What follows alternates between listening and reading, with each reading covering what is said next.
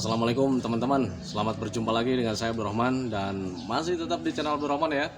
Dan masih tetap juga mengupas tentang seputaran asam lambung dan anestesi psikosomatis. Nah, di season kali ini saya akan mencoba menceritakan tentang tempo atau durasi kesembuhan bagi penderita gangguan asam lambung dan anestesi psikosomatis. Nah, karena banyak sekali yang bertanya, Pak, kapan sih mulai sembuhnya nih untuk gangguan asam lambung dan anestesi psikosomatis? Apakah bisa lebih cepat? Apakah memang bisa lama gitu penyembuhannya? Kira-kira berapa bulan, Pak, untuk penyembuhannya? Nah, itu teman-teman ya. Jadi di season kali ini saya akan menjelaskan tentang tempo kesembuhan untuk gangguan asam lambung dan anestesi psikosomatis. Nah, bagi teman-teman agar lebih paham, tolong tonton videonya sampai habis ya, jangan di skip, karena kalau misalnya kalian di skip nanti kalian akan miskomunikasi ya. Nah, itu teman-teman ya. Nah, sebelum videonya saya lanjutkan, teman-teman seperti biasa ya, iklan dulu ya. Mohon videonya itu di subscribe dulu, karena untuk subscribe itu tidak memerlukan biaya, tidak memerlukan pendaftaran. Jadi subscribe itu adalah hal yang sangat mudah sekali bagi teman-teman ya. Jadi teman-teman itu cukup memijit saja tulisan yang warna merah, tulisan subscribe, biar kenapa? Jujur ya, biar videonya itu cepat berkembang dengan baik. Dan kalau seandainya videonya itu berkembang dengan baik, sudah barang tentu itu akan menambah semangat tersendiri buat saya untuk terus meng-share tentang seputaran asam lambung dan anestesi psikosomatis terhadap kalian. Kemudian jangan lupa juga ditekan juga tombol loncengnya sama tombol like-nya ya, biar kalian itu dapat notifikasi atau pemberitahuan video saya yang terbaru. Karena saya itu akan terus nge-share tentang seputaran asam lambung dan anestesi psikosomatis ini terhadap kalian, dengan tujuan semoga saja videonya itu menjadi wasilah atau jalan keluar bagi kalian yang sedang mengalami gangguan asam lambung dan anestesi psikosomatis hingga membaik ya, apalagi sampai sembuh total. Amin ya rabbal alamin. Ya, minimal bisa memberikan motivasi saja, atau lebih minimalnya lagi hanya sekedar menemani kalian saja yang sekarang sedang gundah gulana merasakan berbagai macam sensasi dari gangguan asam lambung dan anestesi psikosomatis yang tidak nyaman. Nah, itu teman-teman ya. Jadi mohon di subscribe dulu teman-teman ya. Nah, kembali lagi ke topik utama teman-teman ya. Banyak sekali yang bertanya, Pak, kapan sih saya mulai sembuhnya, kapan sih kita itu bakalan sembuhnya gitu teman-teman ya. Karena orang yang terkena gangguan asam lambung dan anestesi psikosomatis sangat merindukan sekali itu yang namanya kembali kayak dulu lagi gitu teman-teman ya, dari kesehatannya, dari pemikirannya, dari perasaannya, dari penglihatannya, semuanya yang serba nyaman itu kita rindukan teman-teman ya. Nah, itu teman-teman ya. Nah, patut kalian ketahui teman-teman ya, untuk penyembuhan gangguan asam lambung dan anestesi psikosomatis buat semua orang itu tidak sama teman-teman ya, tidak sama. Jadi kalau misalnya si A sembuhnya nih cuman 3 bulan gitu ya, 3 bulan itu sudah sembuh. Kemudian ada orang yang bisa kemudian sembuhnya itu selama 6 bulan, Pak saya itu sembuhnya baru 6 bulan, atau bisa mungkin Pak saya itu sembuhnya 1 tahun. Itu bisa saja seperti itu. Karena apa? Karena untuk gangguan asam lambung dan anestesi psikosomatis bagi setiap orang itu berbeda-beda teman-teman ya. Nah, tetapi ada jalan yang untuk mempercepat pemulihannya teman-teman, untuk cepat penyembuhannya teman-teman ya. Nah, sekali lagi flashback ya ke belakang ya, saya selalu menceritakan tentang gangguan asam lambung dan anestesi psikosomatis ini tidak berbahaya sama sekali, karena memang tidak berbahaya sama sekali gitu teman-teman ya. Nah, bahkan dikatakan dengan tidak berbahaya juga kalau seandainya ini dikatakan tidak berbahaya itu karena kalau misalkan kita tidak diapa-apain juga bakalan sembuh teman-teman ya. Makanya saya selalu bilang bahwa gangguan asam lambung dan anestesi psikosomatis tidak berbahaya sama sekali. Nah, dikatakan tidak berbahaya sama sekali itu kalau seandainya tidak diobatin sama sekali juga, itu sebetulnya bakalan sembuh teman-teman, bakalan sembuh gitu ya. Tetapi berbeda kalau seandainya kita akali, kita lakukan metodenya, kita lakukan tahapannya, kita lakukan caranya, kita lakukan cara penanganannya, itu akan lebih cepat teman-teman ya. Nah, seperti itu. Nah, makanya kembali lagi ke pertanyaan, kapan sih gangguan asam lambung dan anestesi psikosomatis itu bisa membaik gitu teman-teman ya. Tergantung dari orangnya, cara menjalankan metodenya, cara menjalankan tahapannya, kemudian konsisten sama pencegahannya teman-teman atau penanganannya. Nah, seperti itu teman-teman ya. Kita mengulang lagi teman-teman ya. Untuk gangguan asam lambung dan anestesi psikosomatis bisa disembuhkan hanya dengan 3P teman-teman ya. Pola makannya dijaga. kemudian pola hidupnya dijaga, kemudian pola pikirnya dijaga, ya. Nah, kalau misalkan orang tersebut konsisten dengan 3P-nya, maka akan lebih cepat teman-teman ya. Kemudian menyadari apa yang terjadi, nah itu akan lebih cepat teman-teman ya. Jadi kalau misalkan konsisten dengan apa yang 3P-nya gitu ya, pola makan, pola hidup, pola pikir, dia teguh menjalaninya, sabar menjalaninya, itu akan lebih cepat teman-teman ya. Berbeda dengan orang yang selalu mengeluh teman-teman ya. Karena dulu juga saya sering mengalami mengeluh ya. Kalau misalkan mengeluh, justru nanti pemikirannya akan memicu tentang asam lambungnya yang menjadi nggak normal lagi. Gitu teman-teman ya. Paham kan arah pembicaraan saya ke sana ya teman-teman ya. Jadi kalau misalkan orang itu kalau misalkan ingin cepat sembuh, ya konsisten saja sama 3P-nya gitu teman-teman ya. Pola makannya tetap dijaga. Nah, untuk pola makan itu yang harus dijaganya itu dari mulai jam makannya dijaga. Jadi jam makannya itu kalau misalkan udah makannya jam segitu, ya udah segitu terus gitu ya. Jangan kalian berubah-ubah jamnya. Ya. Dulu saya makannya 5 kali ya, jam 6, kemudian jam 9 ya, kemudian jam 12, kemudian jam 3. Terakhir ya, saya makan itu jam setengah 6 teman-teman, atau dari jam 5 sampai jam setengah 6. Itu makan terakhir. Dan itu konsisten ya, terus jamnya itu ya, jangan kalian robah-robah. Saya juga tidak merubah-robah waktu itu sepengalaman saya, karena di sini saya menceritakan hanya pengalaman saya ya. Nah, kemudian selain menjaga jam makannya, saya juga jaga jenis makanannya teman-teman ya. Makanan yang harus dijaga itu jenis makanannya itu yang pertama gitu teman-teman, karena kita itu butuh protein, butuh energi. Jadi makanannya itu makanan yang benar-benar bergizi teman-teman ya. Jadi tidak mengandalkan hobi. Mulai saat terkena gangguan asam lambung dan anxiety psikosomatis, saya menjaga makanannya itu menjaga tidak hanya sekedar hobi saja gitu. Jadi hindari hobi. Kalau seandainya hobi itu bisa ada pengaruhnya untuk asam lambung, ya saya tinggalkan teman-teman ya. Nah, seperti itu. Nah, kemudian makanan itu yang gimana sih? Nah, itu yang pertama itu makanannya itu yang pertama itu makanan yang penuh protein, yang penuh gizi lah istilahnya gitu, kayak gitu teman-teman ya. Nah, kemudian makanan yang penuh protein itu tidak semua kita bisa makan, tetapi harus kita pilah. Nah, pilahnya seperti apa yang aman? Yang aman itu seperti apa yang tidak bisa memicu asam lambungnya tidak normal lagi. Kayak macam santan, kemudian bisa memicu esopagusnya terganggu, kemudian kafein. Nah, yang aman-aman itu yang seperti apa sih? Yang pertama saja dulu ya, mudah dicerna gitu teman-teman. Jadi jangan yang alot-alot, walaupun misal makanan itu penuh vitaminnya, kalau seandainya alot mau ngapain ya? Soalnya makanan-makanan yang alot itu bisa meningkatkan asam lambungnya bertambah lagi teman-teman. Hal yang sangat wajar gitu teman-teman ya. Itu sistem pertahanan tubuh, sistem kerja tubuh kita. Kalau seandainya ada makanan yang alot yang masuk, itu asam lambung pasti meningkat secara otomatis. Karena apa? Karena untuk membantu sistem pencernaan. Nah, itu teman-teman. Nah, kemudian jenis makanannya itu apa ya, yang tidak bisa membuat memicu asam lambungnya naik, kayak macam pedas, cuka. Nah, kayak gitu dihindarilah saja dulu. Nah, itu teman-teman. Jadi selain menjaga jam makanannya, kemudian menjaga juga jenis makanannya. Kemudian makanan-makanan yang banyak gas ya, makanan-makanan yang banyak gas, mengandung gas lah, kayak macam brokoli, engkol, kemudian apalagi ya, kemudian umbi-umbian, sebaiknya hindari saja untuk yang punya GERD gitu ya teman-teman ya. Nah, itu. Nah, kemudian selain sesudah menjaga jam makannya, kemudian menjaga jenis makannya, kemudian menjaga mineralnya juga teman-teman ya. Kenapa mineral harus kita jaga? Karena biasanya orang yang terkena gangguan asam lambung dan anxiety psikosomatis suka malas sekali dengan minum gitu teman-teman ya. Malas sekali dengan apa yang namanya minum. Soalnya kalau misalnya minum itu ada perasaan begah ya, tetapi itu hal yang sangat wajar. Karena apa? Karena kalian itu lambungnya sedang banyak gasnya ya. Jadi jangan terlalu menuruti emosi kalian lah. Waduh, ini malas nih karena banyak ada begahnya gitu. Nggak usah ke sana lah. Yang penting kalian minum saja. Gimana caranya supaya mineralnya itu tetap masuk? Nah, untuk mineral itu minimal 8 gelas dalam sehari teman-teman ya. Jadi jangan kurang lah, itu minimal 8 gelas gitu teman-teman. Sebetulnya untuk mineral itu disesuaikan dengan berat badan kita gitu teman-teman. Tetapi kalau misalkan kalian menghitung-hitungnya susah, ya sudahlah, minimal 8 gelas. Tetapi Pak, kalau gimana kalau misalkan lebih minumnya lebih, bisa 12 gelas, bisa 13 gelas gitu. Enggak apa-apa, justru lebih bagus gitu teman-teman ya. Tetapi apakah untuk banyak minum itu ada efek sampingnya? Ada gitu teman-teman ya. Efek sampingnya untuk terlalu banyak minum ada. Apa sih sebetulnya efek sampingnya? Banyak kencing teman-teman ya. banyak kencing. Nah itu teman-teman, tapi untuk banyak kencing itu sangat bagus sekali. Karena untuk apa? Untuk mendetok racun-racun yang ada di dalam tubuh kita.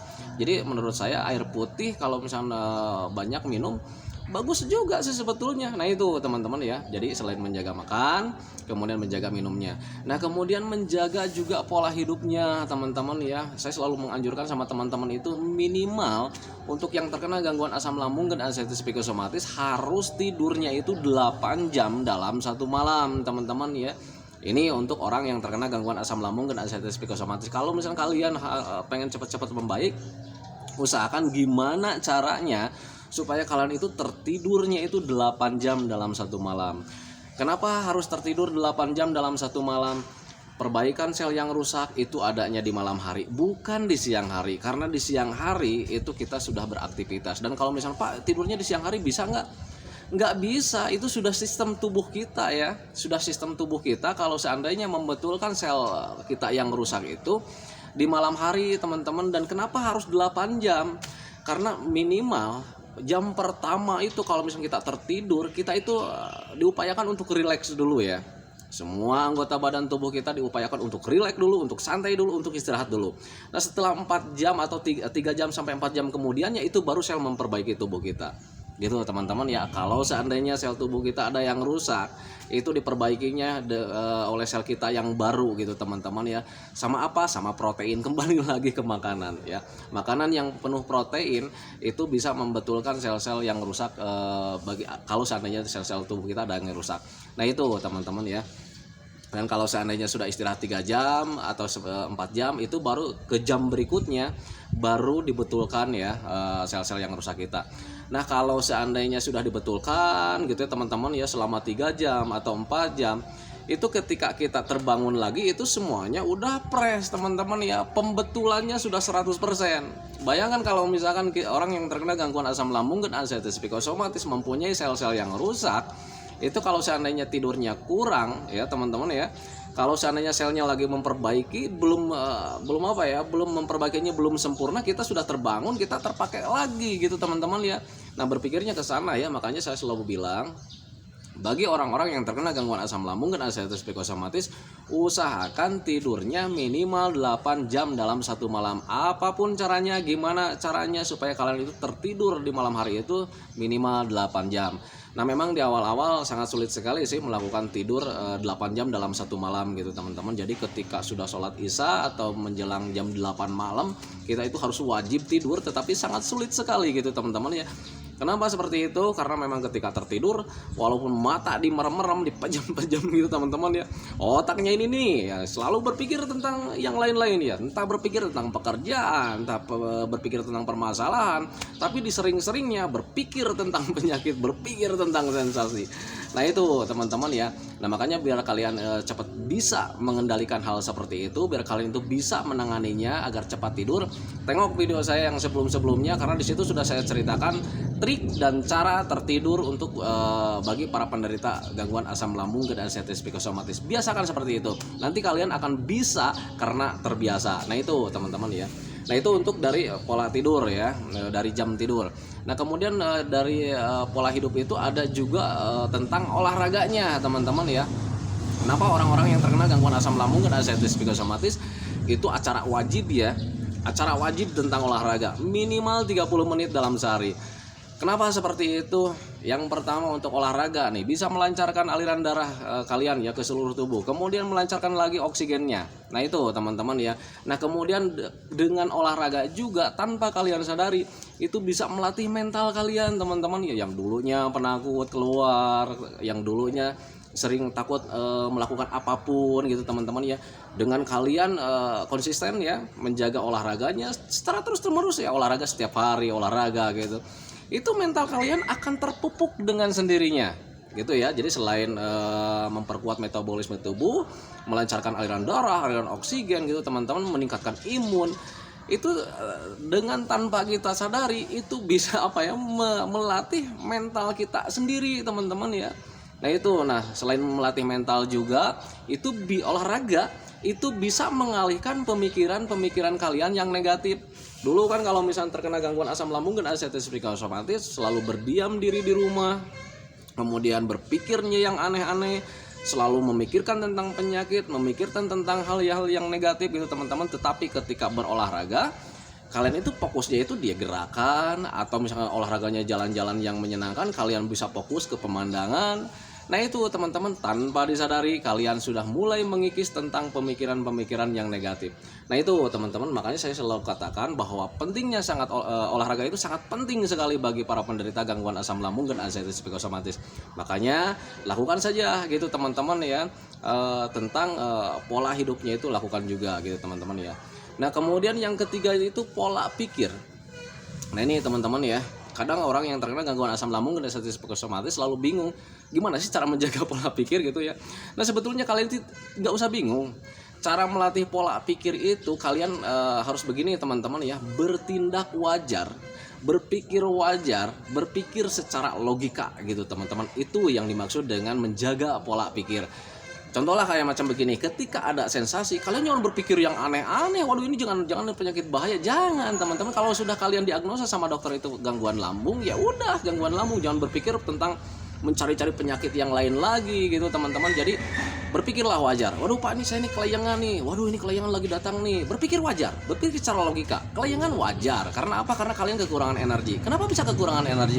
Karena pencernaan kalian sedang terganggu. Jadi menyerap energi dari makanan tersebut tidak terserap dengan sempurna gitu teman-teman. Alhasil ya memang kebutuhan untuk tubuh, kebutuhan untuk semua anggota badan kita itu tidak terpenuhi. Makanya hal yang sangat wajar sekali teman-teman. Nah itu teman-teman, jadi makanya berpikirlah secara logika. Kalau misalkan pandangan mata lagi burem, berpikirnya yang aneh-aneh gitu teman-teman, ya itu wajar sih gitu ya. Wajar bagi para penderita gangguan asam lambung dan anxiety psikosomatis. Kenapa saya katakan wajar? Karena perasaannya sekarang itu lagi benar-benar sensitif-sensitifnya. Nah itu teman-teman, tetapi justru yang sensitif-sensitif itu harus kalian bina dari mulai sekarang biar jangan terlalu sensitif. Karena kalau misalkan terlalu sensitif itu justru akan mengganggu kalian ya, memperpanjang durasi penderitaan kalian. Nah itu teman-teman ya. Jadi di sini saya simpulkan ya, kalian juga dapat menyimpulkan sendiri bahwa gangguan asam lambung dan anxiety psikosomatis itu bagi semua orang penyembuhannya tidaklah sama gitu teman-teman. Jadi kembali lagi sekarang itu sama teman-teman sendiri. Kalau seandainya kalian ingin lebih mempercepat pemulihannya, konsisten saja sama dengan 3P-nya. Pola makan, pola hidup, pola pikirnya dijaga. Nah itu saja teman-teman. Karena untuk gangguan asam lambung dan anxiety psikosomatis tidak berbahaya sama sekali. Kenapa bisa dikatakan tidak berbahaya? Karena untuk tidak diobatin juga, sebetulnya untuk gangguan asam lambung dan anxiety psikosomatis ini bisa sembuh dengan sendirinya. Cuman durasinya mungkin bisa tahunan, bisa 2 tahun, 3 tahun, 4 tahun. Nah seperti itu teman-teman ya. Jadi kembali lagi sama teman-teman sendiri. Kalau seandainya teman-teman seneng gitu ya mendapatkan gangguan asam lambung dan anxiety psikosomatis, ya sudah, nggak usah kalian menjalankan metodenya karena seneng. Jadi kalian bisa bertahun-tahun menderitanya. Nah itu teman-teman ya. Makanya bagi teman-teman yang tidak ingin menderita dengan lama, ya sudah lakukan saja. Tetapi Pak, saya ini udah menjalankan 3P-nya nih. Pola makannya sudah dijaga, kemudian pola hidupnya juga sudah dijaga, kemudian pola pikirnya juga dijaga. Kenapa sih saya belum sembuh-sembuh? Saya flashback lagi gitu ya teman-teman ya. Saya selalu mengatakan di video-video sebelumnya bahwa gangguan asam lambung dan anxiety psikosomatis ini berbeda dengan penyakit yang lain, dengan gangguan yang lain teman-teman ya.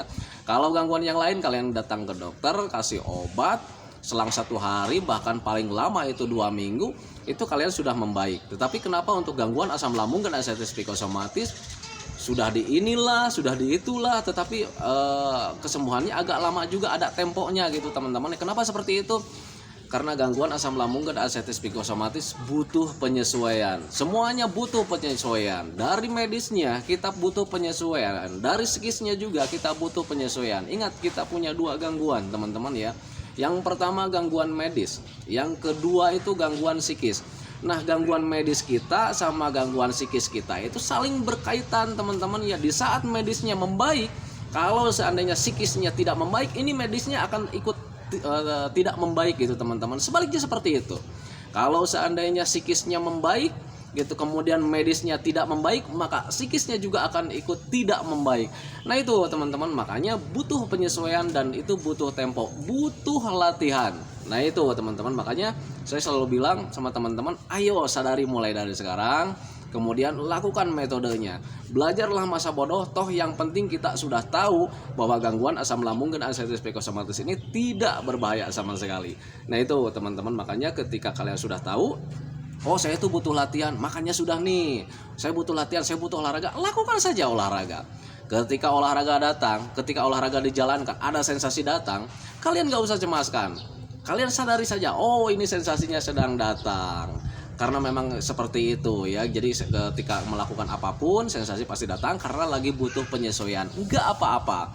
Tetapi kalau misalnya datangnya cemas lagi, ketika olahraga datang cemas lagi nih, kalian cukup duduk tenang, menyadari hal seperti itu ya, sadari saja hal kesana ya, bahwa gangguan asam lambung dan anxiety psychosomatis sensasinya sedang datang. Kemudian kalian minum air hangat saja pelan-pelan. Minum air hangat pelan-pelan, duduk yang tenang. Itu paling sensasinya sekitar setengah jam, paling lama 1 jam. Itu kambuhnya ya. Nah ketika sudah beres, ketika kita sudah tenang, itu maka kita akan nyaman lagi. Itu pengalaman saya gitu teman-teman ya. Dan ketika sudah nyaman lagi, jangan kalian menyerah, lakukan lagi olahraga, jalan saja dulu gitu teman-teman ya. Nah tetapi biasanya orang yang terkena gangguan asam lambung dan anxiety psychosomatis ketika melakukan olahraga, padahal sudah tahu, sudah menyadari ke hal sana, kemudian sensasinya datang, itu pengennya itu cepat pulang ya. Nah itu teman-teman, karena memang di rumah itu memang sangat nyaman. Nah sebetulnya itu yang harus dihindari. Lakukan sering-sering lah kalian di luar, biar kalian itu terbiasa. Ingat kembali lagi gitu teman-teman, sama cerita saya bahwa kita bisa karena terbiasa. Nah itu teman-teman ya. Nah itu teman-teman ya, video dari saya tentang seputaran kapan sih kita bakalan sembuh. Jadi rangkumannya memang untuk kesembuhan gangguan asam lambung dan anxiety psychosomatis bagi semua orang itu tidak sama. Karena apa? Nilai sensitif kitanya berbeda, kemudian cara konsisten kitanya juga berbeda-beda. Nah itu teman-teman ya. Jadi kalau misalnya yang lebih cepat melaksanakan teguh dengan menjalankan 3P-nya, maka akan lebih cepat. Tetapi kalau yang plan kadang yang plan itu maksudnya kayak begini teman-teman ya, kita sudah tahu olahraga besoknya tidak lagi, kemudian olahraga lagi 2 minggu tidak, itu akan lama gitu teman-teman ya. Nah itu teman-teman ya. Nah itu teman-teman video dari saya, semoga saja videonya itu menjadi wasilah buat kalian, semoga saja videonya juga itu menjadi jalan keluar bagi kalian yang sedang mengalami gangguan asam lambung dan anxiety psychosomatis. Semoga saja dengan melihat video ini teman-teman itu bisa membaik gitu teman-teman ya, apalagi sampai sembuh total, amin ya rabbal alamin. Nah itu teman-teman ya, doakan saya juga supaya saya masih tetap sehat, agar masih tetap bisa menemani kalian, dan doa saya juga semoga saja kalian itu cepat kembali lagi kayak dulu, sehat kalian itu kayak dulu lagi, karena memang kesehatan, keadaan, kesempurnaan kayak dulu itu sangat dirindukan. Nah itu teman-teman, saya hentikan videonya, selamat berjumpa lagi di lain kesempatan. Di video selanjutnya masih tetap di channel Abdurrahman dan masih tetap di channelnya Asam Lambung. Selamat berjumpa lagi. Assalamualaikum warahmatullahi wabarakatuh.